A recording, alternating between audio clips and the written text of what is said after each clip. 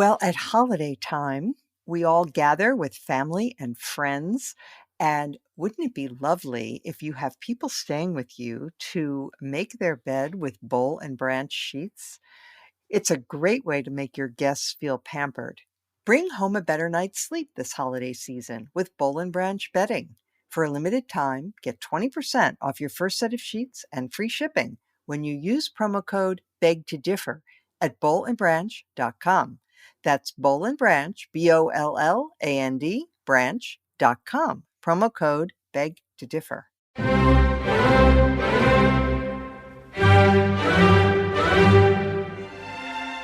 Welcome to Beg to Differ, the Bulwark's weekly roundtable discussion featuring civil conversation across the political spectrum.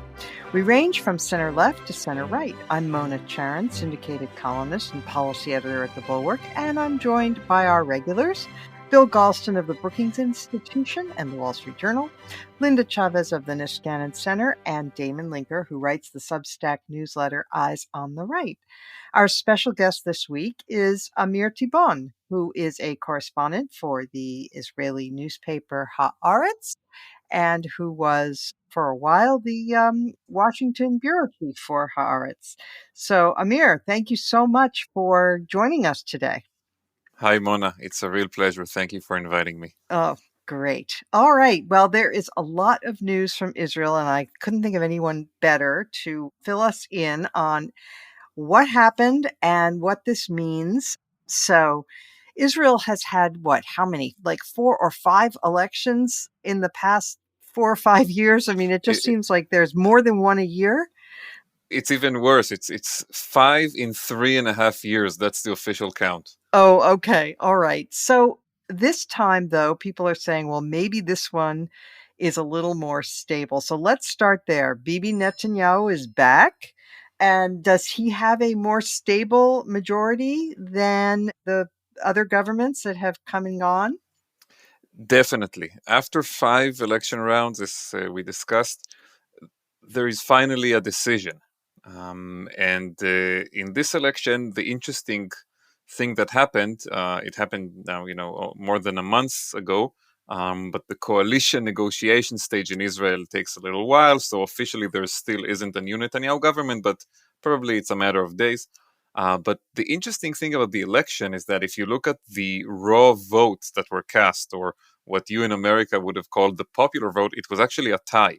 About 49% of Israelis voted for parties that oppose Netanyahu's return to power, and 49% voted for parties that support Netanyahu's return to power.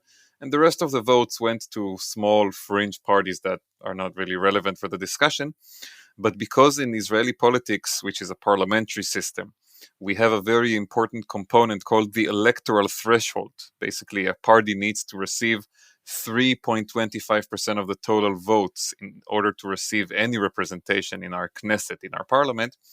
2 left-wing parties fell beneath that threshold. They failed to win enough votes to enter the Knesset. And in the course of doing so, they threw to the trash hundreds of thousands of left-wing votes, and that tilted the eventual makeup of the Knesset toward the pro-Netanyahu religious right-wing bloc that after 5 rounds of an impasse managed to win 64 seats, which is in Israeli politics a rather stable majority. And right now, what most experts expect is that we will see this new Netanyahu, very right-wing, very religious government hold for at least 2 to 3 years, which in Israeli politics is eternity at this point. Yeah.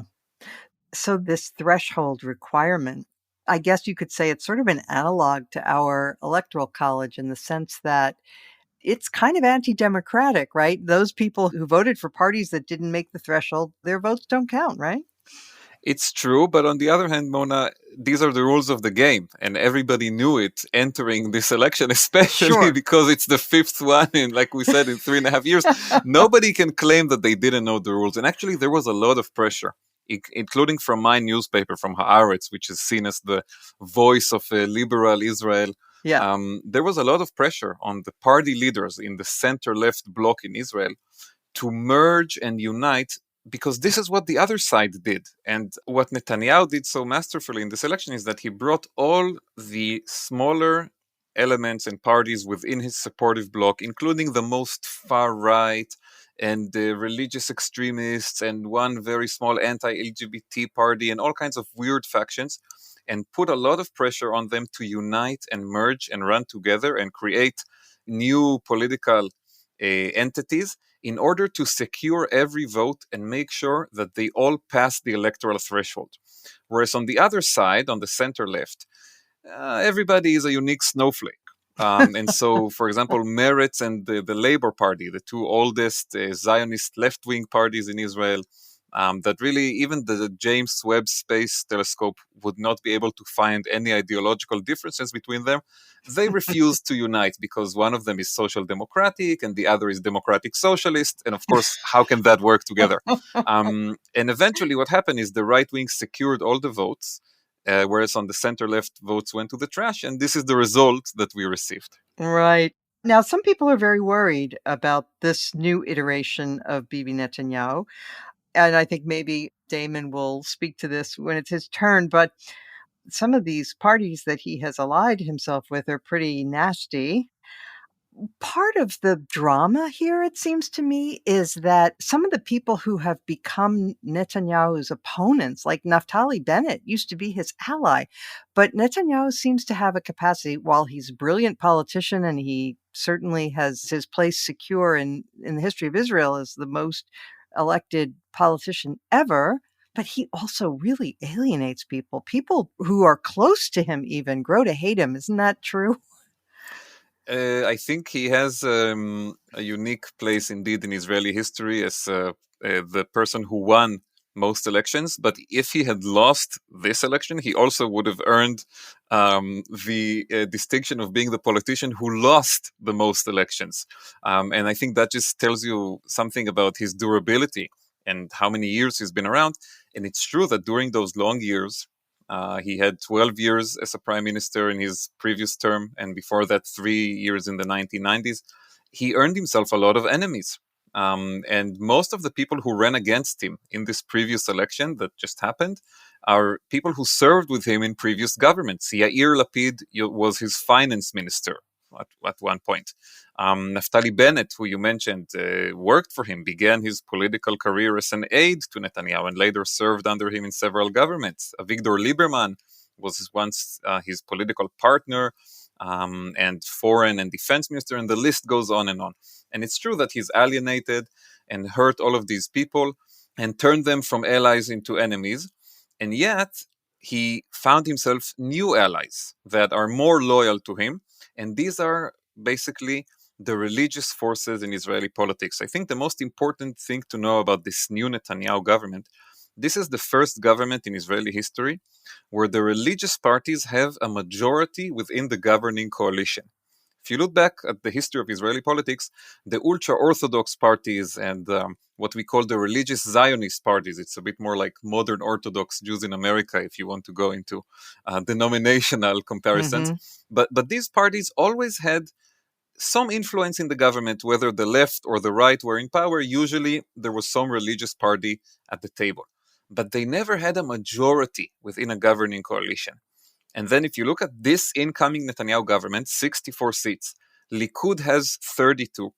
The religious parties all combined together have 32 of their own, but within Likud already today, there are several lawmakers who on issues of religion and state are much more aligned with the religious parties. And so this is going to be a different kind of government than all the previous Netanyahu governments that have served before, where you did have some representation for the religious parties. And that's, I think, totally legitimate. I mean, they are obviously part of the game in Israeli politics and part of the society.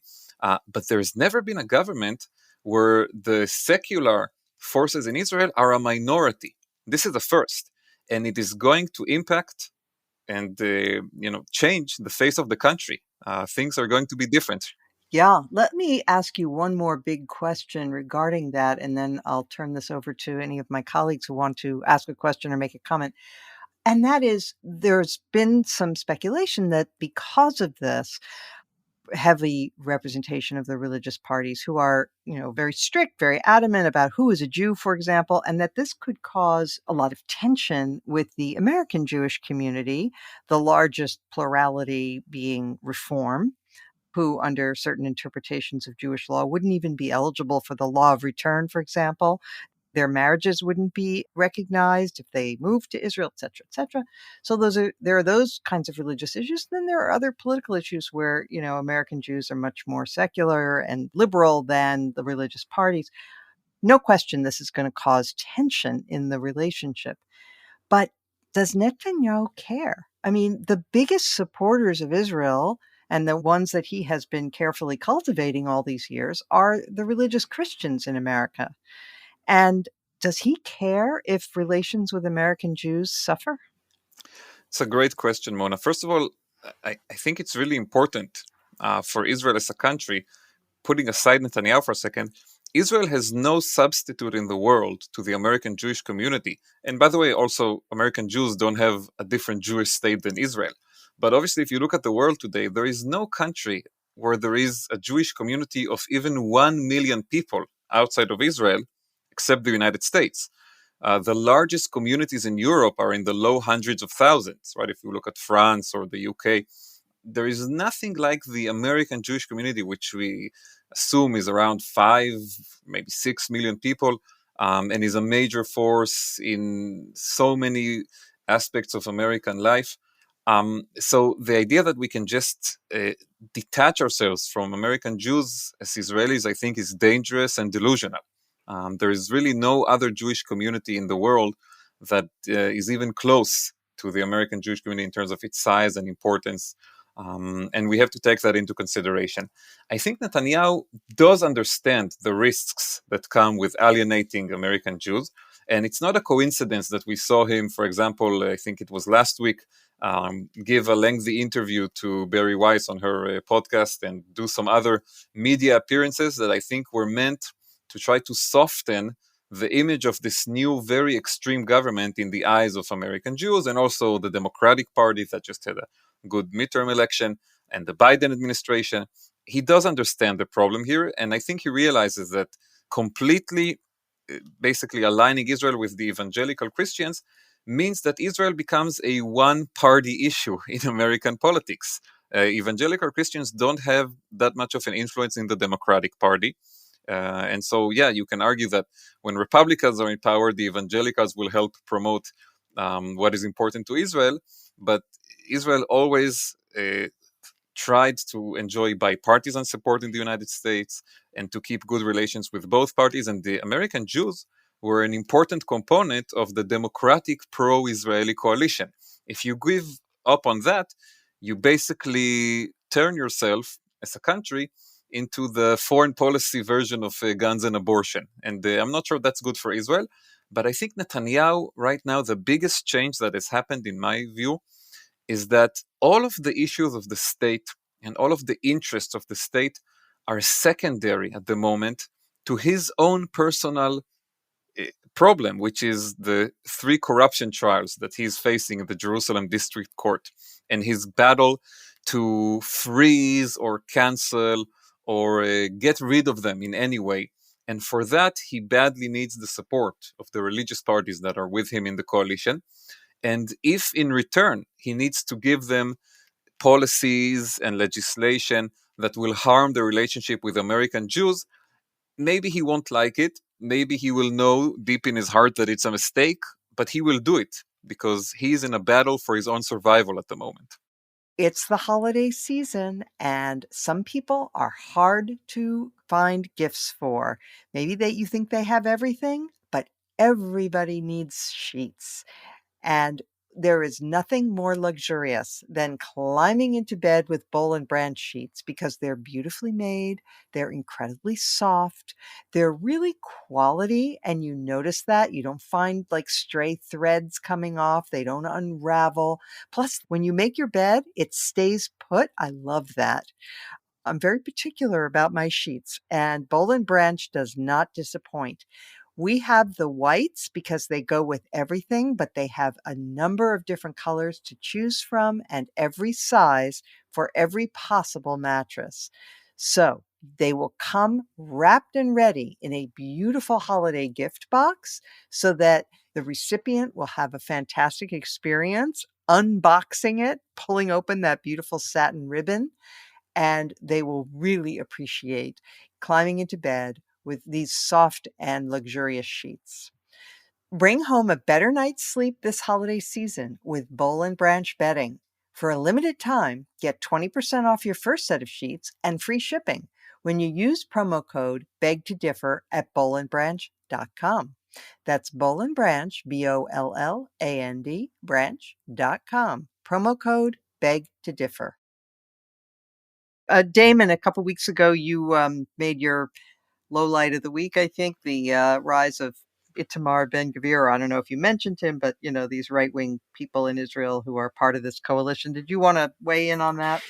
Yeah, I do have a question related to that and Netanyahu's history and exactly what we can expect. So, for most of his career, Bibi's preference has been to kind of kick the can down the road, to reject proposed changes to the status quo and sort of wait things out.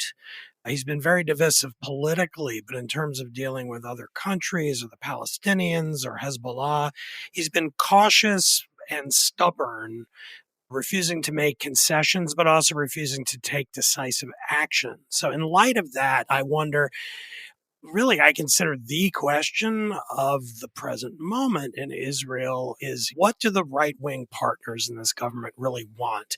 Netanyahu's been really generous to them in terms of distribution of portfolios, who gets what ministry and so forth, to the point that some right-wing Israeli press are writing stories about how poor Likudnik regulars don't know if they'll even get jobs.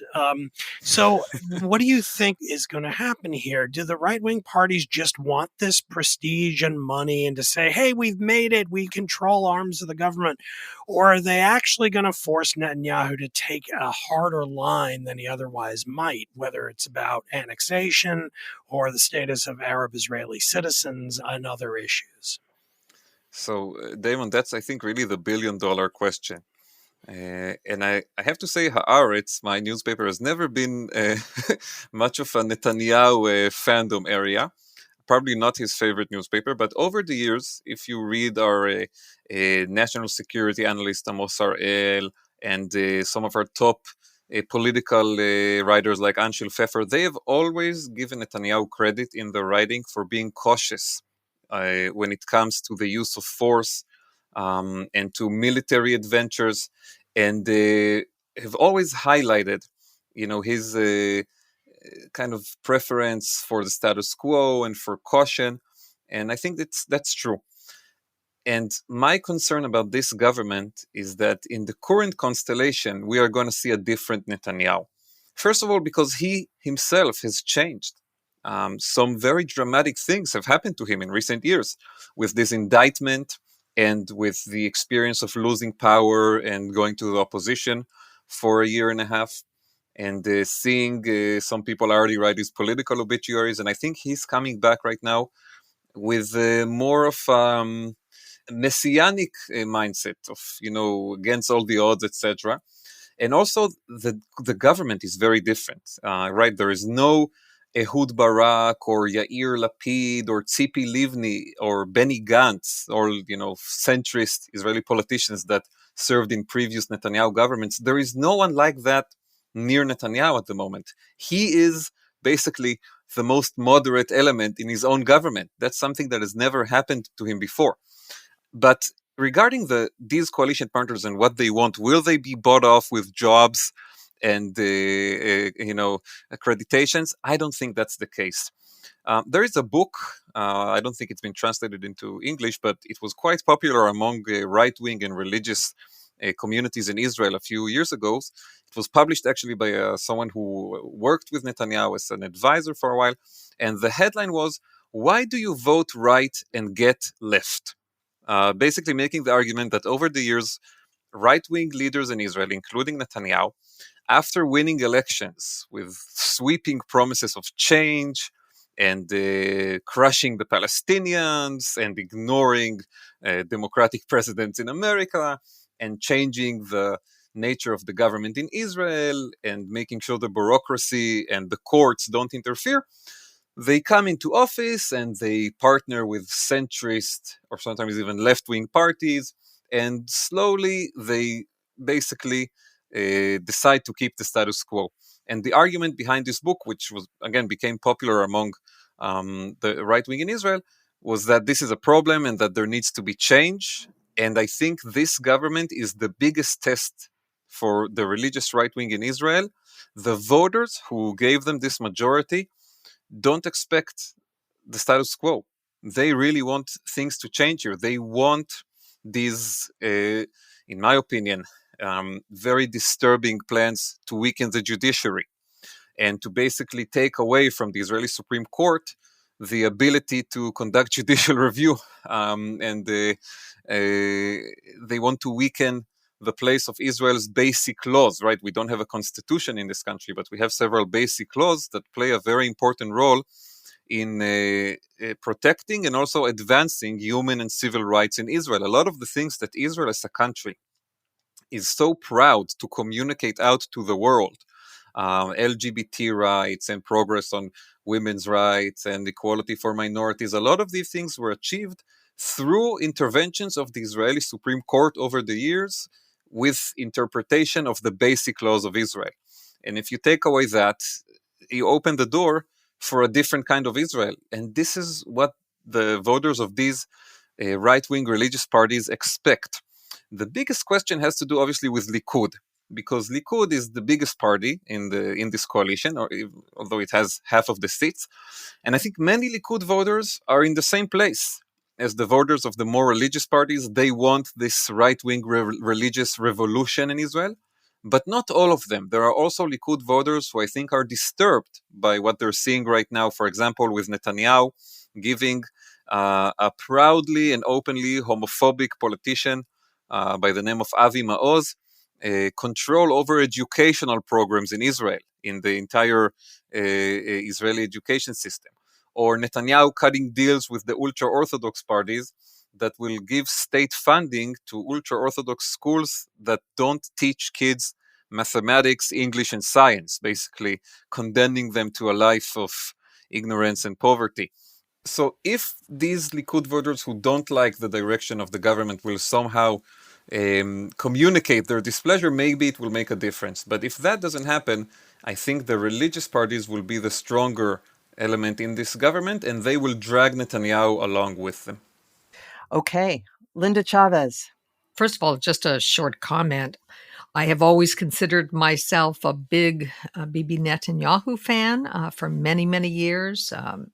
Liked the Likud party, and that changed over the last several years. And certainly the corruption issue was one of the reasons. But one of the things that I'm concerned about is the declining support for Israel among the progressive Democrats. And I think this is in part because many progressive Jews have stopped making Israel a big priority in terms of their policy issues. And so I worry about that.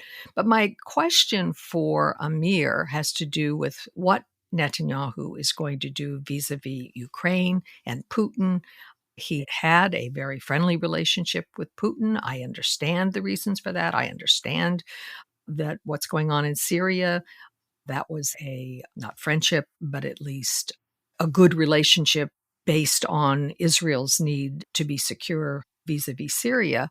But it is, I think, dangerous. And so I want to ask, do you think that there's going to be a big shift? Do you think he will, in fact, support Ukraine? Is there any possibility he'll give Ukraine the Iron Dome or other defensive weapons that they very desperately need?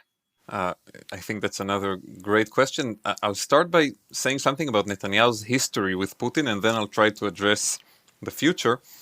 The current policy that Israel is taking regarding Ukraine, which is basically a policy of neutrality. Israel helps Ukraine with humanitarian needs, and we took some Ukrainian injured soldiers to get treatment in Israeli hospitals, and we built a field hospital there, and all of those things are wonderful, and I'm happy that Israel did them. But in essence, our policy is one of neutrality in the war. That is not a policy that was born in 2022 when Putin went for Kiev. It's a policy that Netanyahu started in 2014 when Putin went for Crimea and started the proxy war in eastern Ukraine. And back then Netanyahu took a decision to remain neutral because of the Russian presence in Syria, because of the Russian relationship with Iran, also I think because of Netanyahu and Obama at the time, and Yair Lapid and Naftali Bennett with their government of change that ruled Israel for, well, officially still is as we record this, but it's really the last days, but that ruled Israel for a year and a half. They decided when the big war in Ukraine broke in February this year to continue Netanyahu's policy de facto. They said, we're not going to change the neutrality. And an interesting thing to note is that Netanyahu never criticized them for it. Netanyahu, as the leader of the opposition, was very effective against Lapid and Bennett, and he criticized basically everything they did. They woke up in the morning and got into their car. He had something to say about that. The only issue that he did not criticize them about was Ukraine.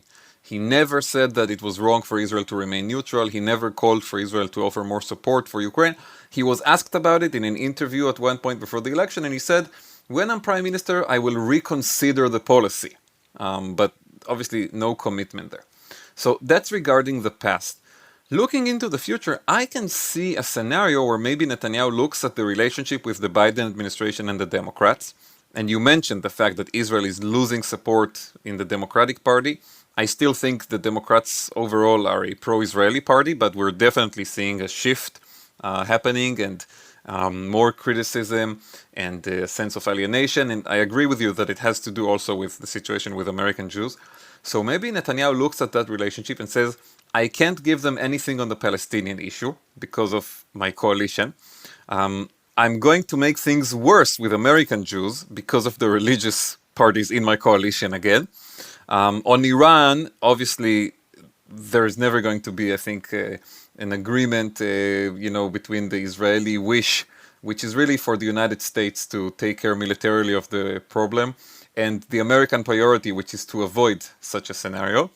And maybe he tells himself, the one area where maybe I can do something that will improve my relationship with Biden and the Democrats without paying much of a political price is actually Ukraine. None of Netanyahu's coalition partners will care so much if Israel changes its Ukraine policy. It's not going to get him in trouble with Bezalel Smotrich, the leader of the Religious Zionism Party, or Itamar Ben-Gvir, the far-right leader in his coalition. They are going to be much angrier if he somehow puts restraints on building in settlements in the occupied territories than if he gives defensive weapons to Ukraine. Of course, there's the question of, does he want to confront Putin? Has anything changed about his approach on that front? I have not seen any sign so far of change. As I said, he did not criticize the outgoing government's neutrality policy. In a sense, it is his own policy from 2014. And he has, if you read his book that he published a few months ago, his autobiography, there is some snark and criticism there toward Barack Obama and Bill Clinton, and even somewhat of a disagreement with Donald Trump, but not a bad word about Vladimir Putin. He really only writes good things about the relationship that he had with the Russian leader. So I'm a bit skeptical, but I do see the political and foreign policy rationalizations of maybe choosing that issue, Ukraine, as somewhere where he can give in to American demands without paying a political price at home. Okay, interesting. Bill Galston. Well, in the interest of time, I'm going to suppress my question. I just wanted to tell Amir, A, that I'm an admirer of his work, B, I come to Jerusalem fairly regularly, to Israel rather, and I hope to be able to sit down with you as a fellow journalist the next time I'm in Israel, and I will send you an email to that effect. Wow, thank you for the huge compliment, and I would love to host you when next time you're in Israel. So thank you so much for that. We will now turn to another topic, which is domestic politics here in this country, American politics.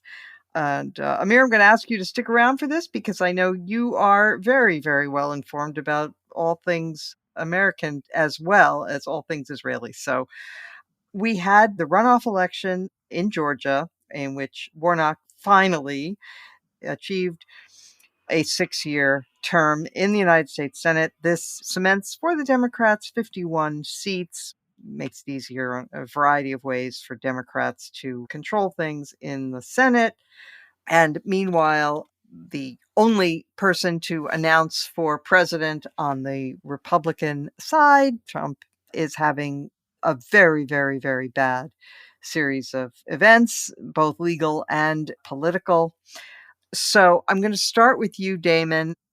I invite you to reflect on where we are politically, but also this. We now have had all the votes counted pretty much, except for a few races in California. But we know that the Republicans will have a 4 or 5 seat majority in the House, and the Democrats will control the Senate. But there's been a tremendous amount of commentary that seems to suggest that at least the Democratic Party may be learning the wrong lesson from this midterm. What do you make of that?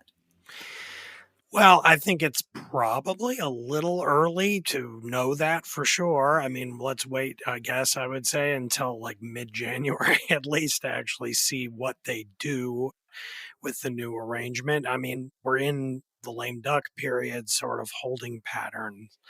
So I don't really know for sure. I think that there's a way in which the Democrats, I think, are planning to sort of step back and let the Republicans hang themselves in the House because they're now going to be able to launch 1,000,001 investigations of Hunter Biden. And I think the Democrats would be quite pleased to let them do that and just sort of stand back and watch it happen and hopefully reap the positive consequences in polling and so forth. And then, of course, you also have the Trump show ongoing, which you probably ask some of the other panelists about. But as long as Trump keeps sucking up oxygen and doing things like having soirees with Nazis, there's not much the Democrats need to do at all. They can simply kind of stand there slack-jawed with the rest of the American people and watch it unfold and hope that down the road they get to benefit from it. So the in-between period right after you've had a midterm election and you're still waiting for the new Congress to come in and business to get wrapped up in the outgoing Congress, there's always a kind of suspended animation characteristic to that tendency.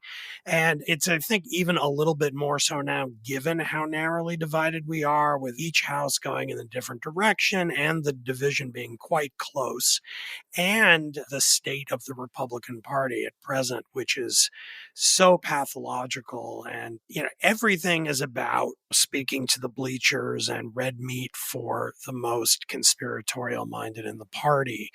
Creates a real messaging problem for the Republican Party that, again, I think the Democrats are going to be quite pleased to let continue and hope that it helps them down the road. Linda, picking up on Damon's point, I think we've seen over the last several weeks since the midterms and now since the runoff, a lot of commentary and a lot of comments from elite Republicans saying that this is it. We have to get away from Trump. You've had editorials in the Wall Street Journal and National Review and so on. And Scott Jennings, who is really a good bellwether.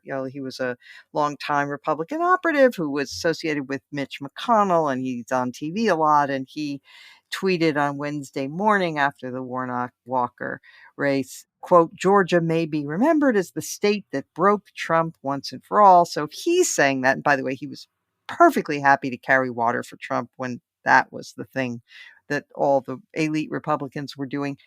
So the elite Republicans have decided this is it. We obviously have to get rid of Trump, but that's not this positive.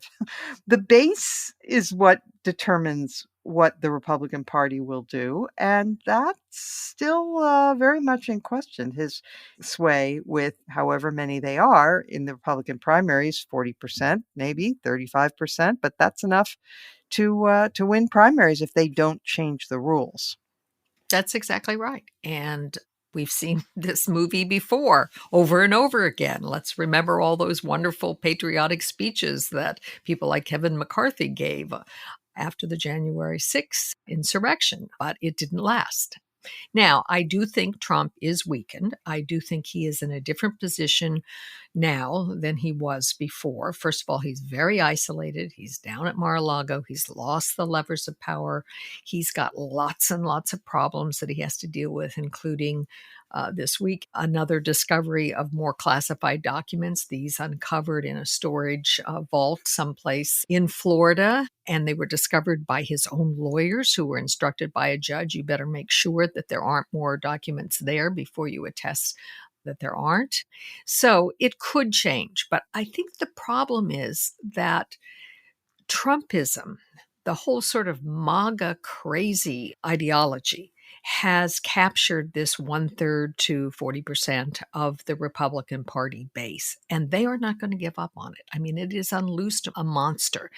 It's like Dr. Frankenstein, created this creature, and then he could not control the creature taking to the village and burning, down and killing people. And I think that's what we're seeing in the Republican Party. I don't know that it can be contained, and certainly not so long as there are too many people challenging Trump if they decide to, and you have a lot of people up there on the stage, and his 30 to 40% is going to be, as you said, dispositive.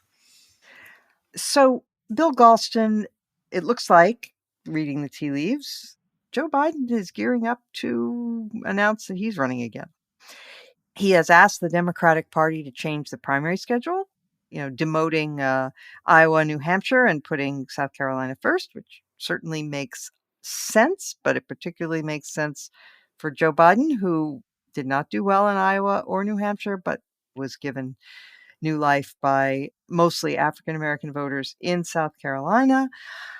And apparently, again, this is truly reading tea leaves, but at the Macron state dinner, apparently Macron raised a glass to 2024, and President and Mrs. Biden enthusiastically toasted to 2024. So what do you think? Looking like he's going to run again. And by the way, new polls showing that his standing, despite his, the fact that the party did well in the midterms compared to most presidential performances in out years, his standing is still poor. Most Americans don't want him to run again. Nor do they want Trump to run again. Correct. And more don't want Trump. We should make that clear. Yeah. But in that respect, the American people are going to go 0 for 2 because I have never doubted that Joe Biden would stand for re-election. Never. Really? Okay. This is a man who began running for president in 1988, who seriously thought about getting into the race in 2004 until his wife paraded through a meeting of Biden with his top advisors wearing a big placard saying no, exclamation point. We now know that she did that. Subtle, yes. Subtle, but effective, Yes. Extremely effective. And I have always believed, and I think I've said on this podcast, that the only two people who could persuade him to stand down were his wife and his sister, who has functioned effectively as a senior advisor and shadow campaign manager for a number of cycles now. And that if they got together and said, no, we're afraid a second term will kill you. We'd like to live with you into all of our old ages. Please don't do it, Joe. He might have gone along with that. But I don't think they did that. As a matter of fact, Jill seems to be enthusiastic about a re-election run, and he is certainly going to do it. I have zero doubt about that. And we'll all get to find out within 60 days whether I'm right or wrong, but I am pretty sure I'm right. And as many people have said, if he stands for re-election, he will not be seriously challenged. So I don't know what more I can say. Jericho. Except that the actuarial tables are not in his favor. On the other hand, people who survive for as long in politics as Joe Biden have are not constructed exactly the way the rest of us are. Yeah. And their ambition and their love of the game gives them energy. And being president makes you old, but the ambition to remain president can keep you young. We shall see. Amir, you've had lots of experience in Israeli politics of coalitions, and there's a lot of coalition building in our country too. And certainly for the first 2 years of the Biden administration, we watched as the progressives were kind of battling the more centrist Democrats for supremacy. And now, with Republicans about to take the gavel in the House, we're seeing stories, which is interesting, about the Freedom Caucus versus the actually larger share of House Republicans who are not so extremist, like Representative Don Bacon from Nebraska, who sort of represents this kind of thinking in the Republican Party. And he said, I think we have to flex our muscles a little bit more and say, we're going to govern America, meaning that the Republican Party needs to be a governing party, not just a bomb throwing party. You have any thoughts on the prospects for clipping the wings a little bit of the House Freedom Caucus and the other crazies? So when it comes to American elections, I covered 2016, 2018, 2020. This time I was watching from here in Israel, with great interest, and on election night also, I have to say, I was surprised by the result. I, like a lot of people, thought the Republicans would have a much stronger election, and honestly, that's what I was hearing from my friends in Washington, both Democrats and Republicans, up until really the last hours of election day. I was getting these messages. Yeah. And in 2018, I got to cover the rise of these new, very left-wing Democratic members, the Squad and their allies in the Democratic Party, specifically because they also had a lot to say about Israel. As an Israeli reporter in Washington, that became a huge story. This small faction in the Democratic Party that was trying to redefine the party's entire approach to Israel and also on a bunch of other issues. And I think it's clear that in 2020, the Democrats did pay a price for that in some places, for the sense that maybe they have gone too far to the left on some issues. And that in this election in 2022, the opposite happened to the Republicans, the sense that the extremism of the Trump movement kept people away from Republican candidates in many different places. And now it's going to be, I think, a major dilemma for them, right? I mean, do you double down on this despite the results, or do you try to redefine the party? Also, another election in America that for me was very interesting to follow. I was already in Israel when it happened, but it was the Virginia election a year ago, where you saw that even in the state where I lived for 3.5 years when I was the Washington correspondent for Haaretz, I lived in Alexandria, which still comes back to me in good dreams. Really a wonderful place. But even there, a certain brand of republicanism can still win. And if you have a Republican candidate who is not affiliated with the Trump movement and its extremism, then even a now de facto blue state like Virginia can be a playing field.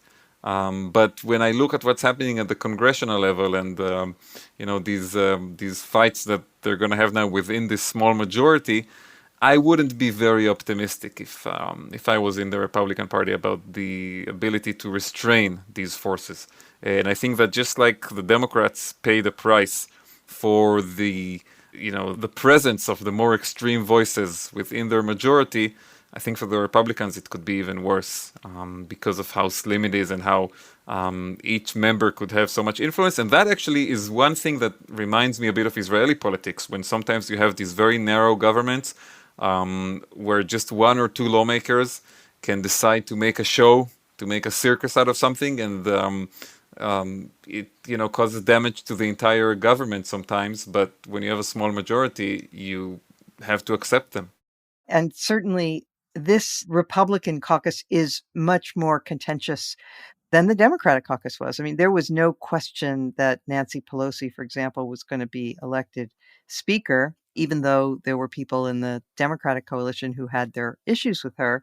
But on the Republican side, Kevin McCarthy, there are four members of the Freedom Caucus who've already announced that they will not vote for Kevin McCarthy for Speaker, and he can't afford to lose any other votes. That's it. If he doesn't, so one more could tip the balance. So yeah, he's in a much more He's precarious, actually, I think, a bit like Bibi Netanyahu now. Both of them rely on very extreme people that they probably don't like personally and don't agree with on policy issues, but they rely on them for having power. And maybe they could exchange some tips about how to govern in that situation. That's right. Okay. I offer this, and anybody who would like to make observations. We have also seen from the Republicans sort of these mixed messages. Linda, maybe you want to comment on this, because you have people like Comer, who's going to be the chairman of the Oversight Committee, and you have Jim Jordan, who's going to chair the Judiciary Committee, if you can get your brain wrapped around that. And Jim Jordan says that both the DOJ and the FBI are broken. He wants to investigate them for treating the January 6th defendants unfairly, for example. And then, of course, Comer has sworn they're going to get to the bottom of the most important issue facing America today, which is, of course, what was on Hunter Biden's laptop. Yeah, apparently nude pictures of Hunter Biden when he was in the throes of addiction. This is something that all of us need to see, and we need to see it immediately. And if we don't see it, then that's the end of our democracy. So, look, it would be funny if it were not so dangerous. The fact is, addiction is a big problem in the United States. Why don't the Republicans decide to have lots of hearings on the 107,000 or however many it's been overdoses that occurred last year, largely due to fentanyl? Why don't they focus on things that really affect their base and not just throw red meat into some of these ideological, crazy conspiracies that seem to permeate the right? I think it's really dangerous. There are a lot of things that the Republicans could do that would be useful. It does not appear that they are interested in doing any of them. All right. Well, we'll see how this develops over the next several weeks. I would just add that in this lame duck session, again, I have to get up on my hobby horse and say, please, members of Congress, pass the Electoral Count Reform Act. You promised you would do it in the lame duck. The clock is ticking. Please do this. It may not be quite as urgent as it was before, now that Trump seems to be weakened, but you never know. And it's not something to play games with. All right. With that, let us turn to our highlight or lowlight of the week. And Amir, I'm going to ask you to go first if you have something. So for me, actually, it was interesting with Georgia to watch Senator Warnock talk about the Jewish-Black alliance in the state historically, and also in more modern politics. And it played a bigger role, obviously, 2 years ago, when it was Warnock and Ossoff running together in the runoff as the two Democrats and winning in that state and then flipping control of the Senate. But he still mentioned it, after this election.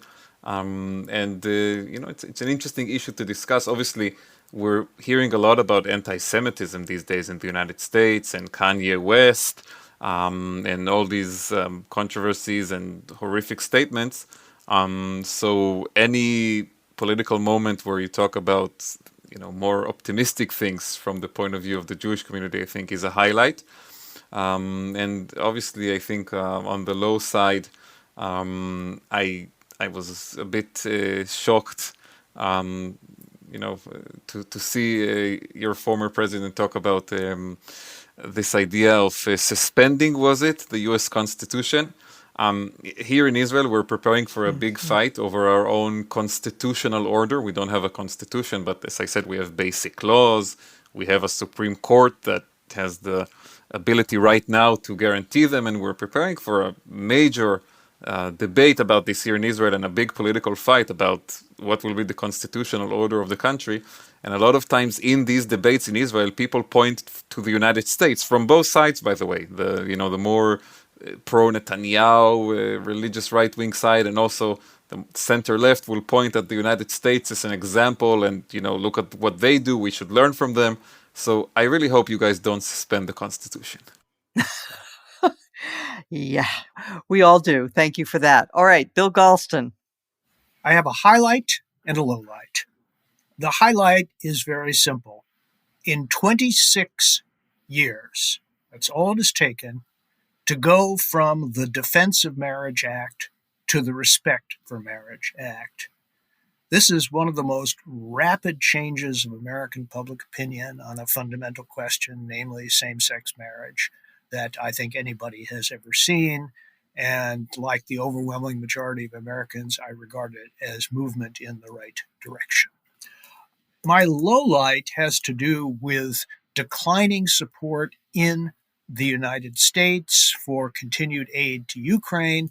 And when I say within the United States, I mean to say more precisely among Republicans.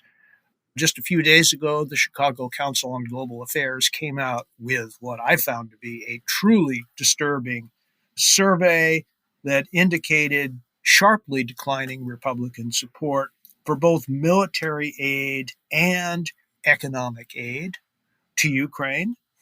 Support among Republicans for maintaining the current level of support for Ukraine is now down to 28%. And when you mention the possibility that ending the war by forcing the Ukrainians to negotiate could lead to lower fuel and gasoline prices, 61% of Democrats say don't do it. 63% of Republicans say by all means do it. This is not encouraging.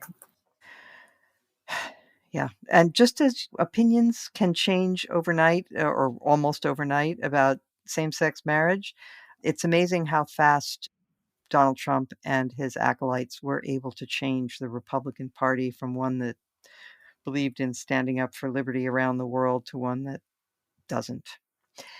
Linda Chavez. Well, I have both a low light and a highlight. I'll start with the good news first, and that is a very short piece that appeared in Persuasion on Substack. And the title is "The Curriculum Wars Are Based on an Illusion. Americans are more united on how to teach our history than we think." What the article points to are some opinion polls that show that both progressives and conservatives agree that we should teach both the good and the bad in American history. But they also believe that the Declaration of Independence and our Constitution has been a force for good. What is interesting is that neither side believes that the other side agrees with it, so that you have this anomaly of Republicans thinking that progressives, or I should say conservatives, thinking that progressives don't believe in the Declaration or the Constitution, and you've got progressives believing that Republicans don't want to teach anything about slavery. So I thought this was a bit of good news and happy to report on it, but there is, I think, a very, very dire bad news story, and that was this week Iran executed the first of what may soon be more public executions by hanging of those who have participated in some of the recent demonstration. There was the hanging of a 22-year-old protester that occurred, I believe, at Thursday at dawn. And the man's name was Moshe Shakari, and he was charged with waging a war on God. So I think that is very sobering. Yeah, thank you. Damon Linker. My selection is very much a very low light. It is an extraordinary story that I actually am a little surprised isn't getting more attention in this country so far, because it's such an incredible story. That's the account of a dawn raid that took place in Germany on Wednesday, where about 25 people were rounded up for questioning, some charged with the crime of plotting a coup to overthrow the democratic government of Germany. The ringleader of this conspiracy is a guy named Prince Heinrich the 13th of Reuss. It's like something out of a novel or something. He apparently got together with a retired army officer and a member of the Alternative for Germany far-right party, a woman who's a judge, and the three of them had contacted people throughout German society to take part in a plan to storm parliament, to lock up senior members of the government, and install this Heinrich guy as a new chancellor of Germany, make connections with Russia to get external foreign support for this move. And there were a series of other people involved who were kind of pegged to be the ministers of this new government that would be a restoration of the German Reich. It's easy to make light of this. It sounds so insane, but the really disheartening part of it is the extent to which the ideology that these people affirm, something called the Imperial Citizens Movement in Germany, takes its influence from QAnon and its belief in an insidious deep state controlling the country, as well as a lot of energy from the anti-vax movement, which of course has big ties to this country. And then most of all, they were inspired by seeing the insurrectionary attack on the U.S. Capitol on January 6th. So among the very many other things that you could say about this, and I'll be talking about them on my Substack in my Friday post, where America once prided itself for helping to spread democracy around the world, we now play a leading role in disseminating the political toxins of the anti-liberal right. And the idea that Germany has confronted something like this is quite unnerving to me.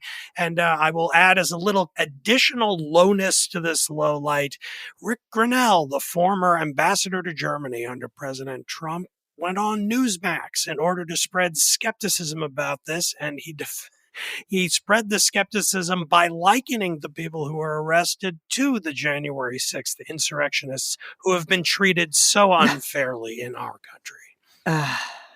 Yeah. It's amazing.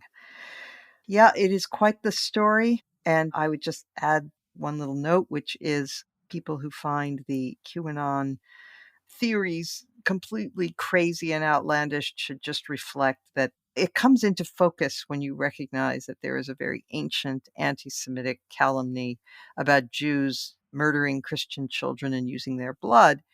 And when you consider the parallels between that and the QAnon conspiracy, it becomes understandable in a certain way, that it's trading on this very, very old and vicious myth. And the fact that it's surfacing in Germany is, of course, for obvious reasons, more disturbing than whenever you other hear the places. word Reich, run the other way. Yeah. But by the way, Damon, did you notice it's the second Reich they're talking about? The one that ended there's some in dispute about 1918. that. It's like not clear. Because of course Hitler called his the restoration of that, and that was the Third Reich. So what are we restoring exactly? Right. But Reich, it's bad news, that word. Yeah. No good. No, it's agreed. All right. Well, I would like to highlight a Washington Post editorial, which is titled, "The U.S. Should Not Let National Emergencies Become an Emergency." Not the greatest headline, but basically the import of this editorial is important. And what they were arguing is that the courts are currently considering President Biden's executive order regarding suspending payments on student loans. And they take this as an opportunity to say, well, first of all, they're against that. But part of the reason they're against it is that it was based on this very, very broad reading of his powers under the emergency that was declared by President Trump to deal with the COVID epidemic. Now, there are a lot of arrogations of power by the executive branch that rely on these assertions of emergency power that really are not good for our democracy. And the editorial calls on the courts to pare it back, and also on the Congress to rewrite some of these authorizing bills, narrow them, tailor them very specifically, and possibly, I don't think they mentioned this, but put sunset legislation in there. Some of these emergency powers have been on the books for decades and decades and decades, and they are abused. And frankly, it's amazing they're not more abused, but they could be by an unscrupulous executive. So something to think about, a little civic hygiene there. And kudos to the Washington Post for running this editorial. And with that, I want to thank our guest, Amir Tibon from Haaretz. And I want to thank all of our regulars, as well as our producer, Katie Cooper, and our sound engineer today, Joe Armstrong, and of course, all of our listeners. And, you can spread the word by word of mouth or by rating and reviewing us, which really does help. Do that on Apple Podcasts or wherever you listen. And we will return next week, as every week.